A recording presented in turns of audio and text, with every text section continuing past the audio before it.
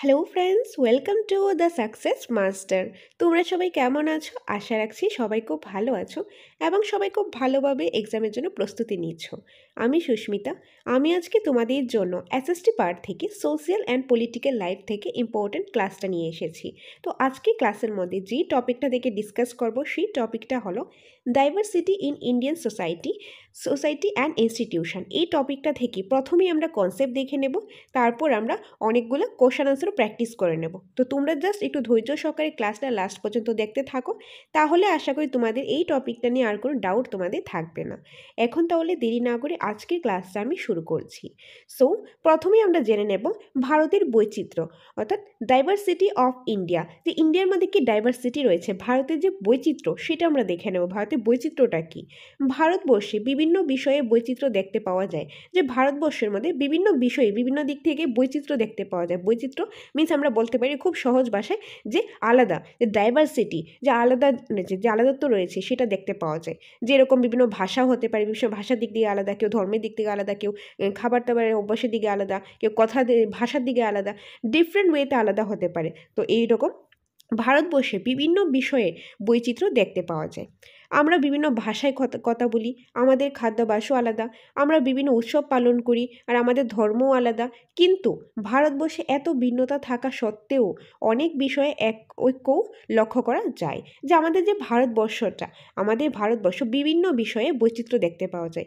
যেরকম আমরা বিভিন্ন ভাষায় কথা বলি বা আমাদের যে খাদ্যাভ্যাস রয়েছে সেটাও আলাদা রয়েছে। আমরা বিভিন্ন উৎসব পালন করে থাকি, আমাদের ধর্মও আলাদা, আমাদের যে রিলিজিয়াস আলাদা, আমাদের কালচার আলাদা, বা তাছাড়াও আরও অনেক দিক থেকে আলাদা। কিন্তু এত ভিন্নতা, এত আলাদা থাকা সত্ত্বেও বিভিন্ন বিষয়ে, অনেক বিষয়ের মধ্যে কি ঐক্য লক্ষ্য করা যায়, মানে অনেক বিষয়ের মধ্যে যে একটা একতা সেটাও লক্ষ্য করা যায়। যে আমাদের যে ভারতবর্ষের মধ্যে আমরা অনেকজন বসবাস করি। আমি যদি ত্রিপুরার কথাই ধরি, ত্রিপুরার মধ্যে দেখতে গেলে দেখবে যে সাউথ সাইডে গেলে একটু ল্যাঙ্গুয়েজটা অন্যরকম, বা ধরো এখন যদি আমরা ওয়েস্ট সাইডে তাহলে একটা ল্যাঙ্গুয়েজ একরকম, বা এখন যদি বলি খাবার দিক থেকে সে দিক থেকে বা কালচারের দিক থেকে ডিফারেন্ট দিক থেকে আলাদা কিন্তু আছে। কিন্তু এত আলাদা থাকা সত্ত্বেও সবার মধ্যে কিন্তু কিছু ঐক্য লক্ষ্য করা যায়। তো এরকম করে আমাদের ভারতবর্ষের মধ্যে বিভিন্ন বিষয় বৈচিত্র্যতা দেখতে পাওয়া যায়, বিভিন্ন দিক থেকে বৈচিত্র্যতা দেখতে পাওয়া যায়। কিন্তু এত ভিন্নতা থাকা সত্ত্বেও আমরা অনেক বিষয় ঐক্য লক্ষ্য করতে পারি। ভারতবর্ষে বৈচিত্র্যের কারণ, ভারতবর্ষের মধ্যে যে এত বৈচিত্র্য রয়েছে, এত ডাইভার্সিটি রয়েছে, কেন রয়েছে, তার কারণটা কি, কোথায় থেকে শুরুটা হয়েছে, এত বৈচিত্র্যময় জিনিসটা কোথায় থেকে শুরু হয়েছে, যে একই দেশের মধ্যে এত ভিন্নতা কোথায় থেকে এসেছে? এটা যে এসেছে এটা অনেক আগে থেকেই শুরু হয়েছে। কিভাবে? প্রধানত ভৌগোলিক ও ঐতিহাসিক কারণ এই বৈচিত্র্যের ডাইভার্সিটির জন্য দায়ী। প্রধানত যে ভৌগোলিক ও ঐতিহাসিক যে কারণ রয়েছে এই জন্য বৈচিত্র্যের বা এই ডাইভার্সিটির জন্য দায়ী।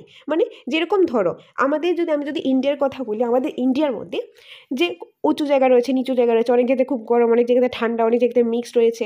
তো ভৌগোলিক থেকে ডিফারেন্ট রয়েছে। তাছাড়াও যে ঐতিহাসিক দিক থেকেও যদি আমরা দেখি যে অনেক আগে কীরকম সিচুয়েশান ছিল, এরকম যে ভৌগোলিক ঐতিহাসিক বিভিন্ন কারণের জন্যই এই বৈচিত্র্যের ডাইভার্সিটিটা এসেছে। যেরকম আমরা আমাদের চারপাশে নদী, পাহাড়, সমুদ্র ইত্যাদি দেখতে পাই, যা অতীতে প্রাকৃতিক প্রতিবন্ধকতা হিসাবে কাজ করত। যে আমরা যে আমাদের আশেপাশে যত নদী, পাহাড়, সমুদ্র এরকম ইত্যাদি জিনিস দেখতে পাই, সেগুলি পাস্টে এগুলি প্রাকৃতিক প্রতিবন্ধকতা হিসাবে কাজ করত। কিভাবে? এছাড়া মানুষকে এক স্থান থেকে অন্য স্থানে যেতে হয়তো পায়ে হেঁটে। যেরকম ধরো এই যে নদী, পাহাড়, সমুদ্র এগুলি এখনও দেখতে পাই, আগেও ছিল। তো আগে যখন ছিল যে প্রাকৃতিক জিনিসগুলো এগুলি প্রতিবন্ধকতা হিসেবে কাজ করতো। কীভাবে? ধরো কোনো জায়গাতে বিশাল বড় পাহাড় রয়েছে, বিশাল বড় পাহাড় রয়েছে, আগে এত গাড়ি ঘোড়া ছিল না। এখন যেরকম কত ধরনের গাড়ি রয়েছে, যে ট্রান্সপোর্টেশন রয়েছে, ট্রেন রয়েছে, ফ্লাইট রয়েছে, কত সুবিধা রয়েছে, আমরা এক জায়গা থেকে এক জায়গায় ইজিলি যেতে পারি, বেশি সময় লাগে না, আমরা যেতে পারি। কিন্তু আগে তো এত টেকনোলজি ছিল না। আগে মানুষের যদি এক স্থান থেকে অন্য স্থানে যেত তখন পায়ে হেঁটে যেতে লাগতো। এত বড় পাহাড়, বড় জঙ্গল, সমুদ্র কীভাবে মানুষ হেঁটে পার করবে? তাহলে এই যে প্রাকৃতিক জিনিসগুলো, পাহাড়, সমুদ্র, জঙ্গল, আরও অনেক জিনিস, বিভিন্ন এরকম প্রাকৃতিক জিনিসগুলো মানুষকে এগুলি কী করতো, মানে এগুলি তাদের বাধা দিত এক জায়গাতে এক জায়গায় যেতে। তার জন্য মানুষ এক জায়গা থেকে আরেক জায়গায় এত বেশি যেতে পারতো না, কারণ হেঁটে মানুষ কতটুকুই যেতে পারতো না। পৃথিবীটা তো অনেকটাই বড়, তো এক জায়গা থেকে আরেক জায়গায় যেতে পারবে না। পৃথিবীটা তো এরকম না যে ছোট একটা পৃথিবী, এটা অনেক বড় পৃথিবী, আর হেঁটে যাওয়া তো সম্ভব ছিল না। আর তখন তো গাড়িও ছিল না। তার জন্য এই যে প্রাকৃতিক জিনিসগুলি, পাহাড়, পর্বত, সমুদ্র, নদী, নালা এগুলি প্রাকৃতিক প্রতিবন্ধকতা হিসাবে কাজ করতো।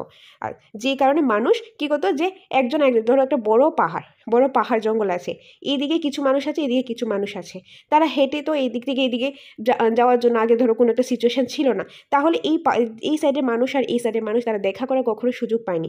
তাদের এখন লাইফস্টাইল আলাদা ছিল, তাদের লাইফস্টাইল আলাদা ছিল, তাদের খাবার দাবার আলাদা ছিল, তাদের খাবার দাবার আলাদা ছিল। ধরো এই সাইডে যে মানুষগুলো রয়েছে তাদের আশেপাশে সমুদ্র ছিল, আর তাদের আশেপাশে ধরো জঙ্গল টঙ্গল বেশি ছিল, তাহলে তারা দেখবে যে মাছ বা সামুদ্রিক যে জীব রয়েছে এইসব কিছু তারা বেশি খেত, বা জঙ্গলে যারা রয়েছে তাদের তো ফল মূল পাতা এগুলি বেশি খেত, তাহলে তাদের খাবারের দিকটা অনেকটা আলাদা আসছে। তো এইসব কারণে যে বৈচিত্র্যটা গড়ে উঠেছে। আরও অনেকগুলি কারণ ছিল, এটা জাস্ট এন এক্সাম্পল। নেক্সট রয়েছে দেখো, যোগাযোগ ব্যবস্থা বিবর্তনের ফলে মানুষ ঐক্যবদ্ধ হলো। যে যোগাযোগ ব্যবস্থা বিবর্তনের ফলে মানুষ ঐক্যবদ্ধ হয়েছিল। বিভিন্ন স্থানে ঐক্যবদ্ধ মানুষ বিভিন্ন সমাজ, সংস্কৃতি, ধর্মশ্রেণী ইত্যাদি গড়ে তুলল, ফলে মানুষের মধ্যে বিভিন্নতা প্রকট হলো। আর যেহেতু যোগাযোগের ব্যবস্থাটা আগে এরকম ছিল না, এত ভালো ছিল না, তার জন্য মানুষ কী হতো, একটা মানুষ অন্য মানুষের সাথে দেখাই করতে পারতো না, তারা একজন চিনতোই না, এরকম থাকতো। তার জন্য যে বিভিন্ন সমাজ গড়ে উঠেছে, বিভিন্ন সমাজ, বিভিন্ন সংস্কৃতি, বিভিন্ন ধর্মশ্রেণী মানুষ গড়ে উঠেছিল, এই জন্যই এত ভিন্নতা প্রকট হয়েছে। আর এইরকম করতে করতে এখন দেখা গেছে ভারতবর্ষে অনেক বৈচিত্র্য রয়েছে, ভাষার দিক থেকে, খাবারের দিক থেকে, বা ড্রেসের দিক থেকে, কালচারের দিক থেকে, রিলিজিয়াসের দিক থেকে, আর অনেক দিক থেকে বৈচিত্র্য রয়েছে। কিন্তু এত বৈচিত্র্য থাকার পরেও একটা জিনিস লক্ষ্য করা যায়, সেটা হলো ঐক্যতা, এক। ওকে, তো আশা করি তোমরা এই পার্টটা বুঝতে পেরেছো যে ভারতের বৈচিত্র্যটা কি, আর ভারতবর্ষের এই বৈচিত্র্যের কারণটা, তার রিজনটা কি, সেটা তোমরা বুঝতে পেরেছো। নেক্সট স্লাইডে আমরা যেটা দেখে নেব, সে পার্টটা হলো বৈচিত্র্যের মধ্যে ঐক্য। যে বৈচিত্র্যের মধ্যেও ঐক্যতা, ভারতবর্ষে এই বৈচিত্র্য সবসময় ভারতীয়দের কাছে শরীর উৎস হিসাবে কাজ করেছে। ব্রিটিশ রাজত্বকালে ভারতবর্ষের বিভিন্ন সংস্কৃতি, বিভিন্ন ধর্ম ও বিভিন্ন অঞ্চলের মানুষ একত্রিত হয়েছিল ব্রিটিশের বিরুদ্ধে। তারা ভারতবর্ষের স্বাধীনতা সংগ্রামে যোগদান করেছিল, বিভিন্ন কার্যাবলী পালন করেছিল এবং একত্রে জেলেবন্দিও ছিল। যে ভারতবর্ষের মধ্যে এত বৈচিত্র্যতা থাকার পরেও ভারতবর্ষের মধ্যে কিন্তু একটা ঐক্যতা রয়েছে। যে ভারতবর্ষের মধ্যে যে এই বৈচিত্র্যটা সবসময় একটা যে অনেক শরীর উৎস হিসাবে কাজ করলেও ভারতবর্ষের মধ্যে একটা ঐক্য রয়েছে।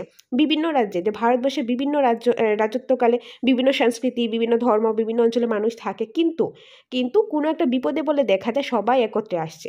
যেরকম যখন ব্রিটিশরা ভারতবর্ষের মধ্যে রাজত্ব করতো, যখন ব্রিটিশরা এসে ভারতবর্ষের মধ্যে তারা যে রাজত্ব করত, সেই সময় বিভিন্ন শ্রেণীর মানুষ, বিভিন্ন সংস্কৃতির, বিভিন্ন ধর্মের মানুষ সবাই একত্রিত হয়ে ব্রিটিশের বিরুদ্ধে লড়াই করেছিল। তখন কিন্তু তারা তাদের কী সংস্কৃতি, তারা কোন কালচার থেকে বিলং করে, তারা কোন রিলিজিয়াস থেকে বিলং করে, সেটা তারা কিছু দেখিনি। তারা জাস্ট একটাই ছিল, তারা ভারতবাসী, তাদেরকে লড়তে হবে, ব্রিটিশের বিরুদ্ধে লড়তে হবে। তো এত বৈচিত্র্যের মধ্যেও তাদের মধ্যে সেই ঐক্যতা বজায় ছিল। তারা ভারতবর্ষের স্বাধীনতা সংগ্রামে যোগদান করেছিল, বা বিভিন্ন কাজ পালন করেছিল, বা একত্রে তারা জেলেও বন্দী ছিল। তো এত কিছুর পরেও, এত ভিন্নতার পরেও ভারতবর্ষে কিন্তু কি রয়েছে, একটা ঐক্যতা রয়েছে। ব্রিটিশরা ভারতবর্ষের ভিন্নতাকে কাজে লাগিয়ে দেশকে ভাগ করতে চেয়েছিল। যে ব্রিটিশরা ভারতবর্ষের মধ্যে এত ভিন্নতা রয়েছে, এটাকে কাজে লাগিয়ে দেশটাকে ভাগ করতে চেয়েছিল। কিন্তু দেশবাসীরা ব্রিটিশদের কাছে বৈচিত্র্যের মধ্যেও যে তারা এক, এই বিষয়টি দেখিয়ে দিয়েছিল। কিন্তু যে ভারতবাসীরা কি করেছিল, ব্রিটিশদের কাছে যে এত বৈচিত্র্যের মধ্যেও তা সবাই যে এক, সেই জিনিসটা তাদেরকে দেখিয়ে দিয়েছিল। জওহরলাল নেহেরু তার বই ডিসকভারি অফ ইন্ডিয়া প্রথম ভারতবর্ষের প্রেক্ষিতে বৈচিত্র্যের মধ্যে ঐক্য কথাটি ব্যবহার করে। তো বৈচিত্র্যের মধ্যে ঐক্য এই কথাটি প্রথম কে ব্যবহার করেন? জওহরলাল নেহেরু। কোথায় করেছিলেন? তিনি একটা বই লিখেছিলেন, বইটার নাম হলো ডিসকভারি অফ ইন্ডিয়া। এটার মধ্যে তিনি প্রথম যে ভারতবর্ষের প্রেক্ষিতে বৈচিত্র্যের মধ্যে ঐক্য কথাটি ব্যবহার করেছিলেন। কবিগুরু রবীন্দ্রনাথ ঠাকুরের লেখা ভারতবর্ষের জাতীয় সঙ্গীত বৈচিত্র্যের মধ্যে ঐক্যের দৃষ্টান্ত বহন করে। যে কবিগুরু রবীন্দ্রনাথ ঠাকুরের লেখা যে ভারতবর্ষের জাতীয় সঙ্গীত রয়েছে, এটার মধ্যে বৈচিত্র্যের মধ্যেও যে ঐক্য, সেটা দৃষ্টান্তটা বহন করে থাকে। নেক্সট রয়েছে ভারতের জাতিগত বৈচিত্র্য। এখন আমরা কি দেখব? ভারতের জাতিগত বৈচিত্র্য, যে জাতিগত দিক থেকে কিছু বৈচিত্র্য রয়েছে, ডাইভার্সিটি রয়েছে, সেটা দেখে নেব। Ethnic diversity of India. প্রাকৃতিক বৈচিত্র্যের মতো ভারতে জনগোষ্ঠীর বৈচিত্র্য নেহাত কম নয়। যে প্রাকৃতিক দিক থেকে বিভিন্ন বৈচিত্র্য রয়েছে, এই প্রাকৃতিক বৈচিত্র্যের মতো ভারতের মধ্যে যে জনগোষ্ঠীর বৈচিত্র্য রয়েছে, সেটাও নেহাত কম নয়, কোনো অ্যাঙ্গেল দিয়ে কম নয়। ভারতের জনসংখ্যা বিশ্বের 1%, 1%, অর্থাৎ ভারতের যে জনসংখ্যা রয়েছে সেটা পুরা বিশ্বের 1/6 বলতে পারি আমরা। খ্রিস্টপূর্ব 5ম শতকে গ্রিক ঐতিহাসিক হেরোডোটাস লেখেন যে বিশ্বে ভারতের জনসংখ্যা সর্ববৃহৎ। যে খ্রিস্টপূর্ব কত শতকে? পঞ্চম খ্রিস্টপূর্ব 5ম শতকে গ্রিক ঐতিহাসিক হেরোডোটাস কি লিখেছিলেন? যে বিশ্বে ভারতের জনসংখ্যা হলো সর্ববৃহৎ। তো বিশ্বে ভারতের সংখ্যা যে সর্ববৃহৎ, এটা কবে বলা হয়েছিল? খ্রিস্টপূর্ব 5ম শতকে। কে লিখেছিলেন এটা? গ্রিক ঐতিহাসিক হেরোডোটাস কি লিখেছিলেন? যে বিশ্বে ভারতের জনসংখ্যা সর্ববৃহৎ। যুগ যুগ ধরে বহু বিদেশি জাতি ও উপজাতি ভারতে প্রবেশ করেছে। যে যুগ যুগ ধরে, বহু বছর ধরে বিদেশি জাতি উপজাতি ভারতের মধ্যে প্রবেশ করেছে।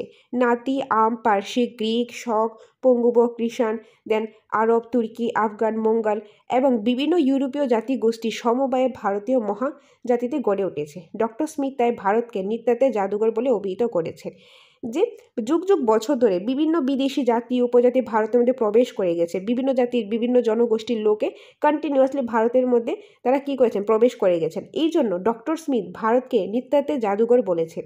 তো কে বলেছেন ভারতকে নৃতাত্ত্বের জাদুঘর? Doctor Smith. বা ডক্টর স্মিথ ভারতবর্ষকে কি বলেছেন? নৃতাত্ত্বের জাদুঘর বলে অভিহিত করেছেন। বিশ্বকবি রবীন্দ্রনাথ ঠাকুর এর কথায় ভারত হলো মহামানবের সাগরতীর। যে বিশ্বকবি রবীন্দ্রনাথ ঠাকুরের কথায় ভারত কি? ভারত হলো মহামানবের সাগরতীর। তো এইভাবে আসতে পারে মহামানবের সাগরতীর, ভারত হলো মহামানবের সাগরতীর। এই কথাটা কে বলেছেন? এটা বলেছেন বিশ্বকবি রবীন্দ্রনাথ ঠাকুর। নেক্সট রয়েছে ভারতের ভাষাগত বৈচিত্র্য, ল্যাঙ্গুয়েজ ডাইভার্সিটি অফ ইন্ডিয়া। যে ভাষার দিক থেকে, ল্যাঙ্গুয়েজের দিক থেকেও যে ডাইভার্সিটি রয়েছে, বিভিন্নতা রয়েছে। ভারতীয় কার্যা সংখ্যা 179 এবং উপভাষার সংখ্যা হলো 544টি। ভারতের মধ্যে যে কার্যের সংখ্যা হলো, ভাষার সংখ্যা হলো 179 আর উপভাষা হলো 144টি। যেসব ভাষার সঙ্গে সংস্কৃতির যোগ আছে এবং যেগুলি ব্যবহারও সর্বাধিক, তার সংখ্যা মাত্র 1টি। উত্তর ভারতের ভাষাগুলির মধ্যে হিন্দি, বাংলা, মারাঠি, গুজরাটি, রাজস্থানী, অহমিয়া, উড়িয়া এবং দাক্ষিণাত্যের ভাষাগুলির মধ্যে তামিল, তেলেগু, মালায়ালাম, ঝাড় প্রভৃতি উল্লেখযোগ্য। উত্তর ভারতের ভাষাগুলি মূলত সংস্কৃত থেকে। যে উত্তর ভারতের যে ভাষাগুলি যেখানে দেওয়া হয়েছে, এগুলি মূলত কোথায় থেকে? সংস্কৃত থেকে। আর দক্ষিণ ভারতের যে ভাষাগুলি, এগুলি মূলত ধারি থেকে। কোথায় থেকে? ধারি থেকে। তো সংস্কৃত থেকে কোনটা, ধারি থেকে কোনটা, ভালোভাবে জিনিসটা মাথায় রাখবে।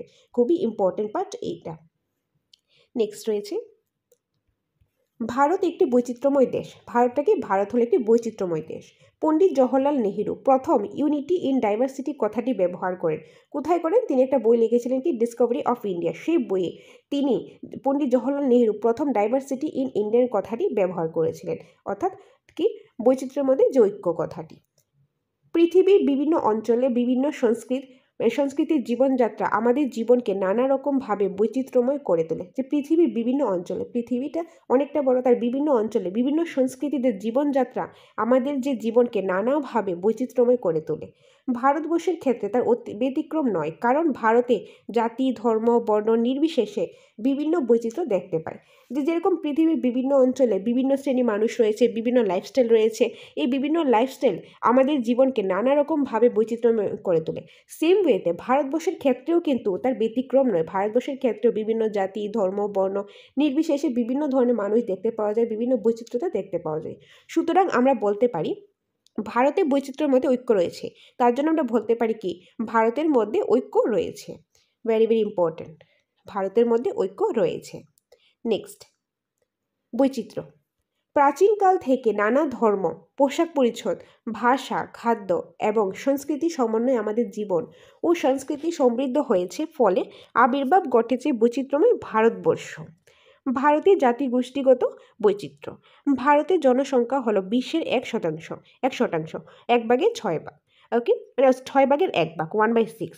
বিশ্বের সকল জাতি গোষ্ঠী মানুষ ভারতে বিদ্যমান, ফলে ভারতে মিশ্র সংস্কৃতি আবির্ভাব ঘটেছে। যে বিশ্বের সকল জাতি গোষ্ঠীর মানুষ ভারতের মধ্যে রয়েছে, এই জন্য ভারতের যে সংস্কৃতিটা, সেটা মিশ্র সংস্কৃতি আবির্ভাব ঘটেছে। খ্রিস্টপূর্ব 5ম শতকে হেরোডোটাস ভারতের জনসংখ্যা সর্ববৃহৎ লিখেছেন। যে খ্রিস্টপূর্ব 5ম শতকে হেরোডোটাস ভারতের যে জনসংখ্যা সেটাকে সর্ববৃহৎ লিখেছেন।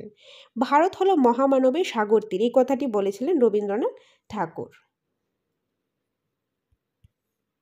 গিয়ারসন ভারতবর্ষে 179টি ভাষা এবং 544টি উপভাষার কথা বলেছেন। যে গিয়ারসন ভারতবর্ষে কয়টি ভাষার কথা? 179 ভাষা এবং কয়টি উপভাষা? 544টি উপভাষার কথা বলেছেন। ভারতের সংবিধানে অষ্টম তফসিলে 22টি ভাষার কথা বলা আছে। ভারতের সংবিধানের মধ্যে যে অষ্টম তফসিল রয়েছে সেটার মধ্যে টোটাল 22টি ভাষার কথা বলা আছে। বর্তমানে ভারতে আনুমানিক 1652টি ভাষা অস্তিত্ব রয়েছে। যে বর্তমানে ভারতে আনুমানিক 1652টি ভাষা অস্তিত্ব রয়েছে। ভারতবর্ষের সকল ভাষাগুলিকে 6টি ভাষাগোষ্ঠীতে ভাগ করা হয়েছে। নেক্সট পয়েন্ট রয়েছে ধর্মীয় বৈচিত্র্য। এখন দেখব আমরা ধর্মীয় দিক থেকে বৈচিত্র্য। নানা সম্প্রদায়ের লোকেরা নানা ধরনের ঈশ্বরের উপাসনার মধ্য দিয়ে নানাভাবে ধর্মীয় বৈচিত্র্য এনেছে। যে নানা সম্প্রদায়ের লোকেরা রয়েছে, মানুষরা রয়েছে, তারা কী করেছে? নানা ধরনের ঈশ্বরের যে উপাসনা রয়েছে, উপাসনার মধ্য দিয়ে নানাভাবে বৈচিত্র্য এনেছে। যেমন হিন্দু ধর্ম, ইসলাম ধর্ম, খ্রিস্টান ধর্ম, জৈন ধর্ম, বৌদ্ধ ধর্ম, এই যে বিভিন্ন ধর্ম কী করেছেন? এগুলি কিন্তু মানুষই বানিয়েছেন। যে ঈশ্বরের উপাসনার মধ্য দিয়েও তারা কী করেছেন? মানুষরা কী করেছেন? যে ধর্মীয় বৈচিত্র্য এনেছেন। যেরকম হিন্দু ধর্ম, ইসলাম ধর্ম, খ্রিস্টান ধর্ম, জৈন ধর্ম, বৌদ্ধ ধর্ম, তো এটা কি ধর্মীয় বৈচিত্র্য। নেক্সট রয়েছে সর্বধর্ম সমন্বয়। প্রতিটি ধর্মকে সম্মান ও শ্রদ্ধা জানানোর মাধ্যমে ভারতবাসীরা ধর্ম সহিষ্ণুতার মহৎ আদর্শ পালন করে চলেছে। ফলে ভারতের সমন্বয় আদর্শ গড়ে উঠেছে। যে সর্বধর্ম সমন্বয়, যে সব ধর্মই সমান। এখন ধর্মের মধ্যে তো বৈচিত্র্য রয়েছে, এটা তো মানানো হয়েছে, আর এটা চেঞ্জ করা যাবে না, কিন্তু সব ধর্ম কিন্তু সমান। কোনো ধর্ম এখানে ছোট বড় নয়, সব ধর্মই সমান। প্রতিটা ধর্মকে সমানভাবে সম্মান করা, শ্রদ্ধা জানানো উচিত। আর প্রতিটা ভারতবাসী এই ধর্ম সহিষ্ণুতার যে মহৎ আদর্শ পালন করে চলছে, যে সব ধর্মকে সম্মান করা, শ্রদ্ধা জানানো, এগুলি পালন করে চলছে। ফলে ভারতের সমন্বয়ে আদর্শ গড়ে উঠেছে। নেক্সট পয়েন্ট বৈচিত্র্যের মধ্যে ঐক্য স্থাপন। ভিন্ন ভিন্ন সংস্কৃতি, ধর্ম এবং ভাষা থাকলেও ভারতীয় হিসেবে সকলেই গর্ববোধ করি। যে ভিন্ন ভিন্ন সংস্কৃতি রয়েছে, ধর্ম রয়েছে, ভাষা, অনেক কিছু ভিন্নতা রয়েছে। এত ভিন্নতা থাকলেও যে ভারতবাসী হিসাবে আমরা কি সকলেই গর্ববোধ করি।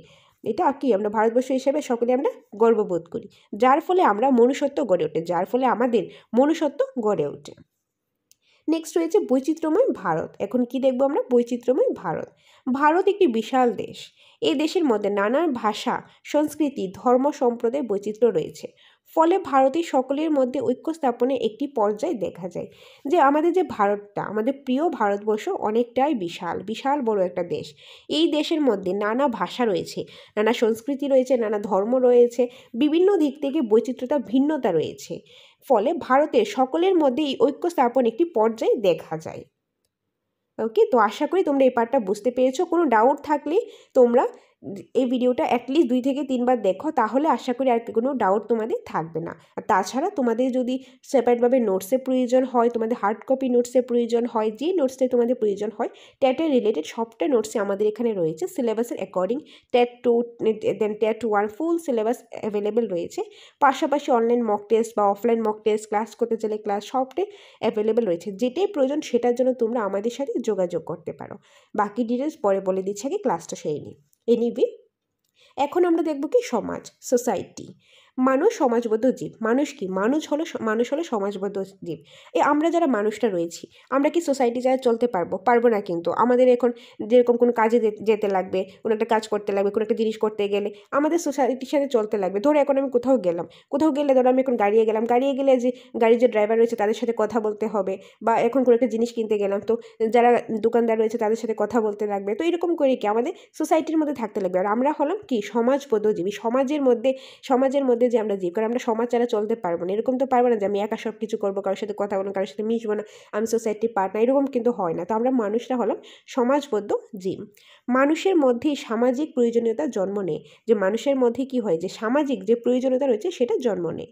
সমাজ ও সভ্যতার পেছনে মানুষের সচেতন ও সক্রিয় ভূমিকা বর্তমান। সমাজ ও সভ্যতার পেছনে মানুষের যে সচেতন ও সক্রিয় ভূমিকাটা বর্তমান। এই কারণে সমাজতত্ত্বের সবচেয়ে ব্যাপক ও সর্বব্যাপী শব্দ হলো সমাজ। Very very important. এই কারণেই সমাজতত্ত্বে যে সবচেয়ে ব্যাপক ও সর্বব্যাপী শব্দটা কি? সেটা হলো সমাজ, অর্থাৎ সোসাইটি। সমাজ একটি সার্বজনীন ধারণা।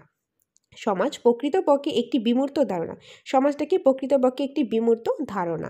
এই শব্দের ইংরেজি প্রতিশব্দ হলো সোসাইটি। যে সমাজ যে শব্দটা রয়েছে, সমাজ যে ওয়ার্ডটা রয়েছে, এটা ইংরেজি প্রতিশব্দ হলো সোসাইটি। বিভিন্ন সমাজবিদ বিভিন্ন দৃষ্টিকোণ থেকে সমাজের বিভিন্ন সংজ্ঞা দিয়েছেন। যে বিভিন্ন সমাজবিদ রয়েছে, যে বিভিন্ন সমাজবিদ যারা রয়েছে তারা বিভিন্ন দৃষ্টিকোণ, তারা বিভিন্ন পয়েন্ট অফ ভিউ দিয়ে সমাজকে বিভিন্ন সংজ্ঞা দিয়েছেন। বিভিন্ন ধরনের সংজ্ঞার মধ্যে কতগুলি মৌলিক ঐক্য প্রতিপালন হয়। সমাজ সৃষ্টি হওয়ার মূল কথা হলো মানুষের পারস্পরিক মেলামেশার মাধ্যমে সৃষ্ট হওয়া সামাজিক সম্পর্ক এবং এই সম্পর্কের বিষয়ে সচেতন মানব গোষ্ঠী হলো সমাজ। তো এটা হলো সমাজ বা সোসাইটি। নেক্সট আমরা দেখে নেব প্রতিষ্ঠান বা ইনস্টিটিউট। প্রতিষ্ঠান বা ইনস্টিটিউট, যে প্রতিষ্ঠান শব্দটি বা ইনস্টিটিউশন শব্দটি সাধারণভাবে ইংরেজি ইনস্টিটিউট শব্দটি প্রতিশব্দ রূপে ব্যবহার হয়। মানে প্রতিষ্ঠান বা ইনস্টিটিউশন যে শব্দটি রয়েছে এগুলি কি যে ইংরেজি ইনস্টিটিউট শব্দটি থেকে এসেছে, তার প্রতিশব্দ রূপে ব্যবহৃত হয়। প্রচলিতভাবে বিভিন্ন সামাজিক সংগঠনকে প্রতিষ্ঠান বলে। যে প্রচলিতভাবে বিভিন্ন যে সামাজিক সংগঠন রয়েছে সেটাকে প্রতিষ্ঠান বলে থাকে, বলে ব্যবহার করা হয়। মানুষ সামাজিক জীব। মানুষ কি? মানুষ হলো সামাজিক জীব হিসাবে কতগুলি উদ্দেশ্য পূরণ করতে চায়। মানুষ যেহেতু সামাজিক জীব, তো মানুষের কতগুলি সামাজিক জীব হিসাবে কতগুলি উদ্দেশ্য পূরণ করতে চায়। মানুষ সমাজবদ্ধ জীবনযাপন করে। সমাজবদ্ধ জীবনযাপনের উদ্দেশ্য বহু ও বিভিন্ন সংগঠনের সৃষ্টি করে। এগুলি যা হলো যেমন পরিবার, বিদ্যালয়, রাষ্ট্র ইত্যাদি। এগুলি কি? এগুলি হলো এক একটা প্রতিষ্ঠান, ইনস্টিটিউশন, যে সামাজিক প্রতিষ্ঠান। এর মধ্যে কয়েকটি স্থায়ী সংগঠন, কয়েকটি অস্থায়ী সংগঠন। তার মধ্যে থেকে কয়েকটি হলো স্থায়ী সংগঠন আছে, আর কয়েকটি আবার অস্থায়ী সংগঠনও আছে। সামাজিক সংঘ বা সংগঠনগুলো তাদের সাংগঠনিক কাঠামোকে সুদৃঢ় করার জন্য কতগুলি কার্য পদ্ধতি মেনে চলে। এইসব কার্যপদ্ধতি স্থায়ী করলে তাদের প্রতিষ্ঠান বলা হয়। তাদের কি বলা হয়? প্রতিষ্ঠান বলা হয়, মানে ইনস্টিটিউশন বলা হয়। যেমন ধরা যাক পরিবার গড়ে তোলার জন্য যেমন কয়েকটি উদ্দেশ্য থাকে, তেমনি উদ্দেশ্য পূরণের জন্য রয়েছে প্রতিষ্ঠান। যেরকম পরিবারটা গড়ে তোলার জন্য কয়েকটা উদ্দেশ্য থাকে, সেম ওয়েতে উদ্দেশ্য পূরণ করার জন্য প্রতিষ্ঠান রয়েছে, ইনস্টিটিউশন রয়েছে। ধরো এখন আমি কি করব, ধরো আমি এখন বিএড, তোমরা এখন বিএড করছো, টেটের জন্য তোমরা প্রিপারেশন করছো, তোমরা বিএড বা ডিএলএড করেছো। এটা যখন করেছো একটা ইনস্টিটিউশন থেকে করতে হয়েছে। ধরো এখন তোমরা গভর্নমেন্ট করো, প্রাইভেট করো, ইনস্টিটিউশন থেকে করতে হয়েছে, সেই ইনস্টিটিউশনটাকে কি বলা হয়? প্রতিষ্ঠান বলা হয়। কারণ তোমাদের একটা উদ্দেশ্য হলো যে তোমাদের বিএড বা ডিএলএড করতে লাগবে, তাহলে টেট পরীক্ষা দিতে পারবে, তাহলে তোমরা পাশ করে চাকরি পেতে পারবে। যে শিক্ষক হতে গেলে এই কোর্সটা করতে লাগবে। তো এটা কি? তোমাদের উদ্দেশ্য পূরণের জন্য কি রয়েছে? প্রতিষ্ঠান রয়েছে। ওকে, বিবাহ হলো তেমনই একটি প্রতিষ্ঠান।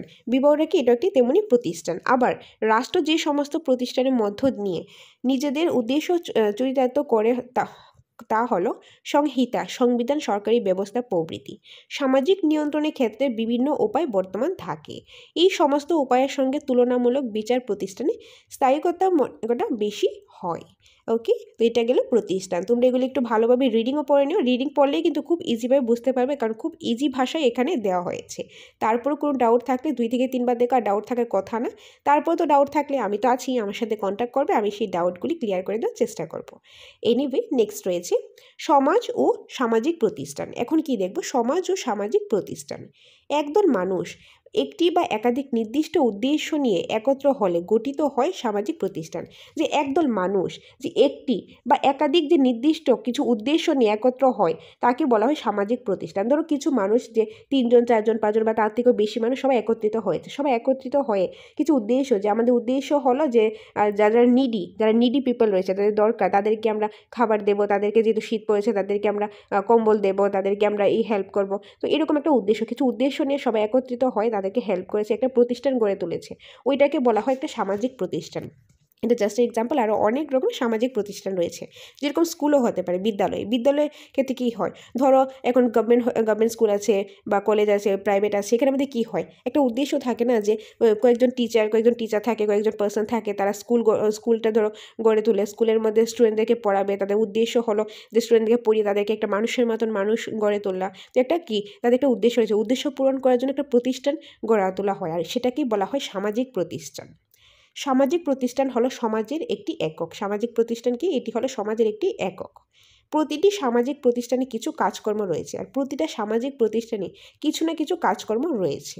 সমাজের সদস্যদের আচরণ এবং সেই সমাজ থেকে কি পেতে পারে তা নিয়ন্ত্রণ করে প্রতিষ্ঠান। যে সমাজের যে সদস্যরা রয়েছে সেই সদস্যদের আচরণ বা সেই সমাজ থেকে কী পেতে পারে তা যে নিয়ন্ত্রণ করে প্রতিষ্ঠান করে থাকেন। তো এটা হলো সমাজ এবং সামাজিক প্রতিষ্ঠান। নেক্সট রয়েছে সামাজিক প্রতিষ্ঠান কোনগুলিকে বলা হয়, যেরকম রাষ্ট্র, পরিবার, বিদ্যালয়, ধর্ম ইত্যাদি। এগুলি হলো এক একটা সামাজিক প্রতিষ্ঠান। যে রাষ্ট্র, পরিবার, বিদ্যালয়, ধর্ম ইত্যাদি এগুলি হলো কিছু সামাজিক প্রতিষ্ঠানের এক্সাম্পল। এগুলি ছাড়াও আরও অনেক কিছু রয়েছে, এগুলি হলো জাস্ট অ্যান এক্সাম্পল। সামাজিক প্রতিষ্ঠানের গুরুত্ব। সামাজিক প্রতিষ্ঠান যে রয়েছে, বিভিন্ন সামাজিক প্রতিষ্ঠান রয়েছে, এগুলির কী ইম্পর্টেন্স, তার গুরুত্বটা কী? তার গুরুত্ব হলো অর্থনৈতিক প্রয়োজন, পারিবারিক প্রয়োজন, সামাজিকরণ, তারপরে সে আবেগীয় প্রয়োজন, ধর্মীয় কার্য, রাজনৈতিক পরিস্থিতি। এগুলি হলো সামাজিক প্রতিষ্ঠানের কিছু গুরুত্ব। নেক্সট রয়েছে society is the relation among individuals it's members. এই যে সেন্টেন্সটা রয়েছে, এটা কে বলেছেন? এটা বলেছেন টিমাসেফ। কে বলেছেন? টিমাসেফ। ভূতপত্তিগত অর্থে সমাজ বলতে বোঝায় একত্রে গমন বা বসবাস। যে ভূতপত্তিগত অর্থে সমাজ বলতে কি বোঝায়? সমাজ বলতে বোঝায় একত্রে গমন বা বসবাস। মানুষের সঙ্গে মানুষের প্রত্যক্ষ বা পরোক্ষ, সংগঠিত বা অসংগঠিত, সচেতন বা অসচেতন, সহযোগিতামূলক বা বিপরীতমূলক সমস্ত সম্পর্কই হলো সমাজ, বলেছেন জিন্সবার্গ। যে জিন্সবার্গ কি বলেছেন? যে মানুষের সঙ্গে মানুষের যে প্রত্যক্ষ বা পরোক্ষভাবে যে সম্পর্ক রয়েছে, বা সংগঠিত বা অসংগঠিত, সচেতন বা অসচেতন, সহযোগিতামূলক বা বিপরীতমূলক সেই সমস্ত সম্পর্ক, এই সম্পর্কগুলি হলো সমাজ। কে বলেছেন? জিন্সবার্গ। অগাস্ট কুং এর মতে সমাজের স্তরগুলি হলো ধর্মীয় স্তর, আদিবিদ্যার স্তর, দৃষ্টবাদী স্তর। এগুলি হলো কি সমাজের স্তর। কার মতে? অগাস্ট কুংয়ের মতে। ওকে, নেক্সট পার্টটা যেটা রয়েছে সেটা হলো সমাজ ব্যবস্থার রূপগুলি হলো আদিবাসী সমাজ, শিল্প সমাজ, কৃষি সমাজ ইত্যাদি। এগুলি হলো সমাজ ব্যবস্থার রূপ: আদি সমাজ, শিল্প সমাজ, কৃষি সমাজ। সমাজের প্রতিষ্ঠান সম্পর্কিত আলোচনায় ভিত্তি, বুনিয়াদ এবং উপরিকাঠামো সম্পর্কে বলেছেন কার্ল মার্কস। কার্ল মার্কস কি বলেছেন সমাজ সম্পর্কে, সমাজের প্রতিষ্ঠান সম্পর্কে? যে ভিত্তি, বুনিয়াদ, উপরিকাঠামো এই সম্পর্কে বলেছেন কার্ল মার্কস, যে সমাজের প্রতিষ্ঠান সম্পর্কে। মানব সমাজের প্রধান অর্থনৈতিক প্রতিষ্ঠান হলো সমাজ। সমাজতত্ত্ব শব্দটির ভূতপত্তিগত অর্থ হলো সমাজের বিজ্ঞান। যে সমাজতত্ত্ব এই যে শব্দটি, তার ভূতপত্তিগত অর্থ হলো সমাজের বিজ্ঞান। সমাজ হলো একটি সমগ্র জনসম্প্রদায়ের পূর্ববর্তী এবং একটি বিমূর্ত বিষয়। সমাজ, সোসাইটি, এটা কি? এটি হলো একটি সমগ্র জনসম্প্রদায়ের যে পূর্ববর্তী বা একটি বিমূর্ত বিষয়, এই সবটাই হলো সমাজ। প্রতিষ্ঠান বলতে কী বোঝায়? প্রতিষ্ঠান বলতে বোঝায় বিভিন্ন সামাজিক সংগঠন। যে বিভিন্ন সামাজিক সংগঠন রয়েছে, বিভিন্ন সামাজিক মর্যাদা রয়েছে, বিভিন্ন সামাজিক ভূমিকা রয়েছে, এই সবগুলিকে একটা প্রতিষ্ঠান বোঝায়। প্রতিষ্ঠান এক প্রজন্ম থেকে অন্য প্রজন্মের সাংস্কৃতিক উপাদান সমূহ স্থানান্তরিত করে। যে প্রতিষ্ঠানটা রয়েছে এটা কি? যে এক প্রজন্ম থেকে অন্য প্রজন্মের যে সাংস্কৃতিক উপাদান সেই সময় স্থানান্তরিত করে থাকে এটা। এই কথাটা কে বলেছেন? কথাটা বলেছেন ম্যাকাইবার ও পিজ। কে বলেছেন? ম্যাকাইবার ও পিজ। নেক্সট, পরিবার হলো একটি জৈব একক। কে বলেছেন? জিসবার্ড। জিসবার্ড কি বলেছেন? পরিবার হলো এক জৈব একক। তারপর রয়েছে পরিবার হলো পরস্পরের মধ্যে রক্তের সম্পর্কের ভিত্তিতে গড়ে ওঠা ব্যক্তিবর্গের একটি গোষ্ঠী। পরিবার হলো কি? পরিবার হলো পরস্পরের মধ্যে যে রক্ত সম্পর্কের ভিত্তিতে গড়ে ওঠা ব্যক্তিবর্গের একটি গোষ্ঠী। এই গোষ্ঠীর সদস্যরা পরস্পরের আত্মীয়। যে এই যে রক্তের সম্পর্ক রয়েছে, পরিবারের মধ্যে কি হয়? রক্তের সম্পর্ক রয়েছে, রক্তের সম্পর্কের উপর ভিত্তি করেই যে ব্যক্তিবর্গের এই গোষ্ঠীটা গড়ে উঠেছে। আর এই গোষ্ঠীর যত সদস্যরা রয়েছে তারা হলো পরস্পর একে অপরের আত্মীয়, রিলেটিভস। এটা কে বলেছেন? এই যে ডেফিনিশনটা, এই সেন্টেন্সটা এটা কে দিয়েছেন? এই সেন্টেন্সটা দিয়েছেন যে এই যে কিংসলে ডেভিস। Kingsley Davis. ভূতপত্তিগত অর্থে জাতি শব্দের সৃষ্টি হয়েছে এই যে জন ধাতু থেকে। আর জন বলতে বোঝায় জন্ম। ভূতপত্তিগত অর্থে জাতি যে শব্দটি রয়েছে এটা সৃষ্টি হয়েছে জন একটা ধাতু থেকে। আর এই জন বলতে বোঝায় জন্ম। জন বলতে কি বোঝায়? জন্ম। এখন দেখব আমরা সমাজের বৈশিষ্ট্য। সমাজের বৈশিষ্ট্যগুলির মধ্যে রয়েছে জনসমষ্টি, তারপর সমমননা, ভৌগোলিক আয়তন, সাংস্কৃতিক স্থিতিশীলতা ও সমন্বয় সাধন 2 নম্বরে, সামাজিক ঐতিহ্য হস্তান্তর 3 নম্বর, সমাজ সংগঠক ও সমাজ রক্ষক। তো এইগুলি হলো সমাজের কিছু বৈশিষ্ট্য। এখন দেখব সমাজের কার্যাবলী। কি দেখব? সমাজের কার্যাবলী। 1 নম্বর, নিয়ম শৃঙ্খলা বজায় রাখা। সমাজের একটা কাজ হলো সমাজের যে নিয়ম শৃঙ্খলা রীতিনীতি রয়েছে এগুলিকে বজায় রাখা। শ্রম বিভাজন, যে শ্রম বিভাজনও হলো সমাজের আরেকটা কার্যাবলী। শিক্ষা, অর্থনীতি, ক্ষমতা ইত্যাদি, যে শিক্ষা, অর্থনীতি, ক্ষমতা এগুলি হলো সমাজের কাজ। সংস্কৃতির ধারণ ও বহন করা, যে সংস্কৃতিটা ধারণ করা এবং সেটা বহন করা, সেটাও হলো সমাজের কাজ। মানুষকে শ্রেণীভুক্ত করা, যে মানুষকে শ্রেণীভুক্ত করা হলো এটা সমাজের কাজ, মানে সমাজই করে থাকে, মানুষকে শ্রেণীভুক্ত করে থাকে। ওকে, তো এগুলি হলো সমাজের কিছু কাজ। এখন রয়েছে কিছু প্রশ্ন উত্তর। আমরা তো প্রথমেই কনসেপ্ট দেখে নিলাম। কনসেপ্টে আমরা কী কী দেখলাম একবার দেখে নাও। কনসেপ্টের মধ্যে একদম খুব ডিটেলসে সুন্দরভাবে সিস্টেমেটিক ওয়াইজ তোমাদের সামনে আমি প্রেজেন্ট করার চেষ্টা করেছি। আশা করি তোমরা বুঝতে পেরেছো, তোমাদের কাছে ক্লাসটা ভালো লাগছে। তো এখানের মধ্যে প্রথমে আমরা দেখেছি ভারতের বৈচিত্র্য, তারপর ভারতবর্ষের মধ্যে যে বৈচিত্র্য রয়েছে তার কারণটা কি সেটা দেখে নিলাম।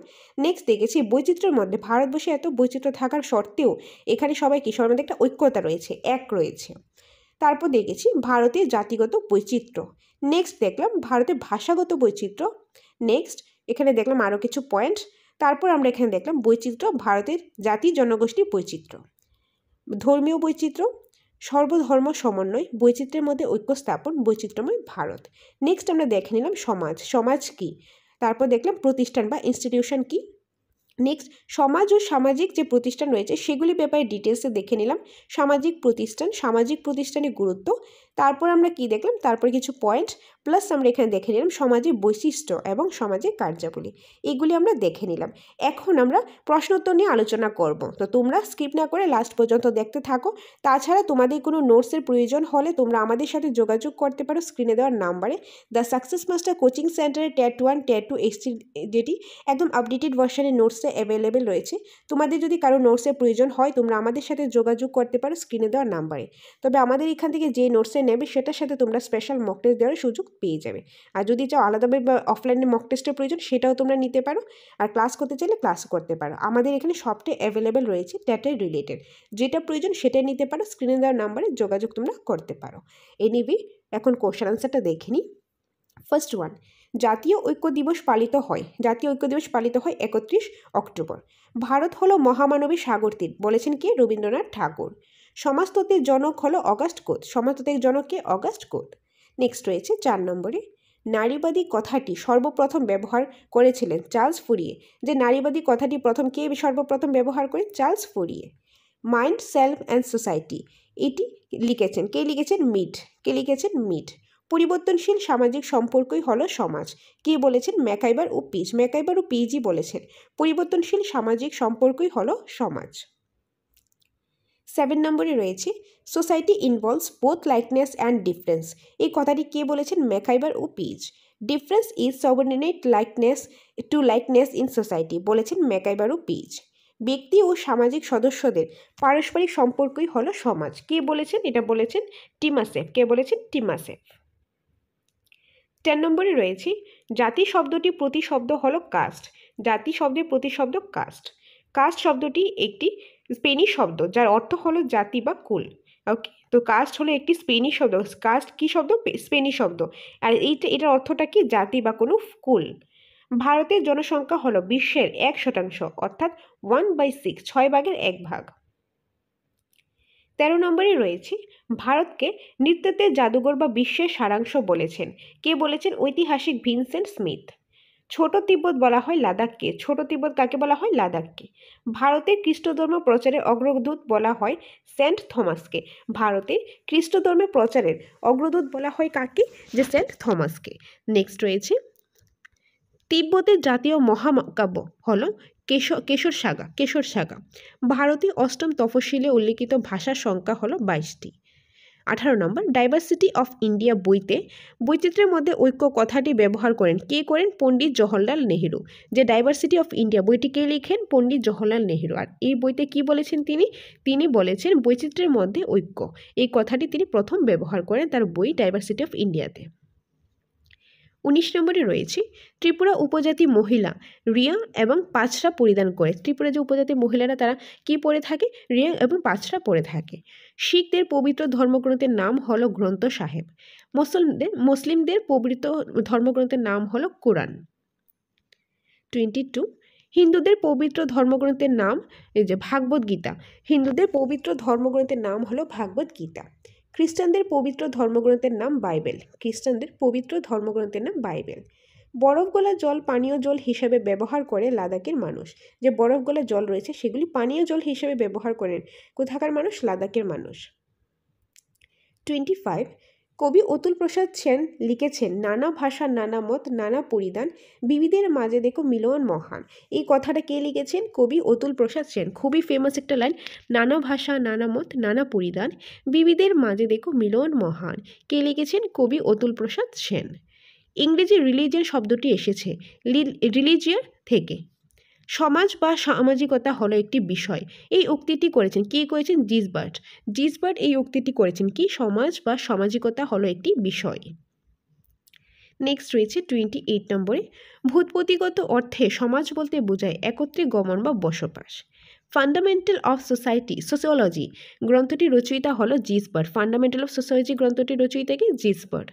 আত্মীয়তার বন্ধন সমাজ সৃষ্টি করেছে, উক্তিটি করেছেন ম্যাকাইবার। আত্মীয়তার বন্ধন সমাজ সৃষ্টি করেছে, উক্তিটি হলো ম্যাকাইবার। জোর যার মূলকতার উক্তিটি করেছেন টমাস হবস।